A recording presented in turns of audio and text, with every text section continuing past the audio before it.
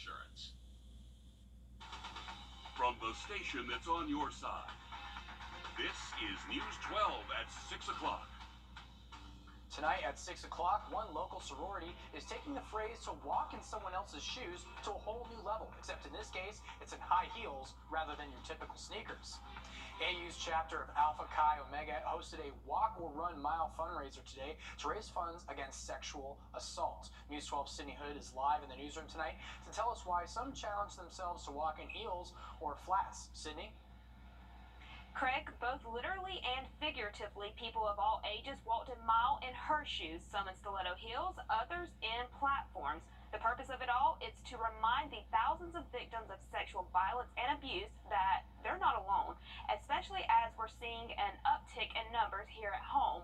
On average, we're seeing 180 to 200 cases, and those are only the ones that are reported. Only 1 out of 3 actually report their sexual assault cases, and while April is National Sexual Assault Awareness Month, advocates, they want awareness to become year-round.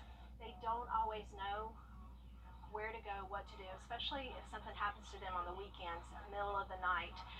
I think that's the biggest thing, is letting them know 24/7 where to go access care, whether it's advocacy, medical, what they need to do 24/7. Coming out of COVID, Dr. Larkin says numbers increased, seeing a rise in the 14 to 18-year-old category and college-age populations. Coming up all new tonight on News 12 at 11 o'clock, we'll learn more about our local trends, the resources that are out there, and hear from those who walked for someone they know.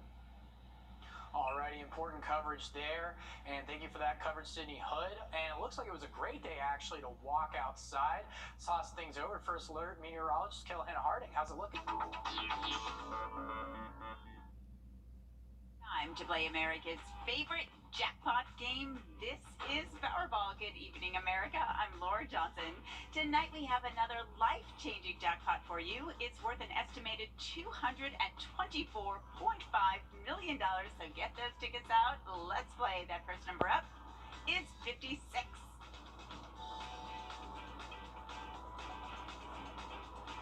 Followed by the number 1. Tonight we're going to meet Timothy, David, and Michael, who won $50,000 playing Powerball. Now for the rest of those numbers, we've got 33, 34, rounding it out with 59. Your Powerball number tonight, good luck everyone, is 18, and your Power Play multiplier is 3. Let's take a look at those numbers one last time, and we will see you back here Monday night. Good night, everyone. From the station that's on your side, breaking news. Breaking news tonight, News 12 has received a copy of the draft contract between city leaders and Central EMS in the last half hour. On and off throughout your morning. We'll talk more about rainfall chances for tomorrow and the full forecast coming up. A local sorority held a fundraising walk or run earlier today against sexual assault. There were some goodie bags involved for those who finished, but our Sydney Hood is in the studio tonight to explain how walking in heels can add perspective to this.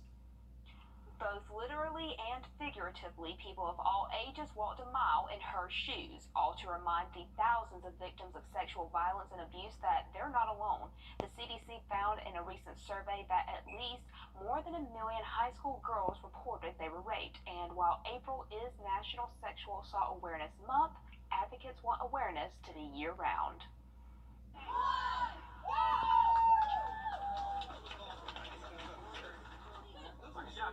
I mean, they're heels. They're definitely not easy to run in. It really puts you in a situation of understanding. And educating each other, too. I was 15 with someone that was older than me, and it was like someone that I felt safe with. So a lot of like knowing that it can happen to anyone, anywhere, by anyone has been a lot of what I've been able to bring to the table, and it's helped me open up. Locally, an average of 180 to 200 cases are reported. Coming out of COVID, we have seen a little bit of an uptick, and we're seeing it a lot in our 14 to 18-year-olds with dating violence and some of those sexual assaults being reported. 1 out of 3 report their sexual assaults. So we know there's a lot more out there that we are not capturing and are not coming in for services. Which is why awareness is key. And let's take it out and let's let your friends know.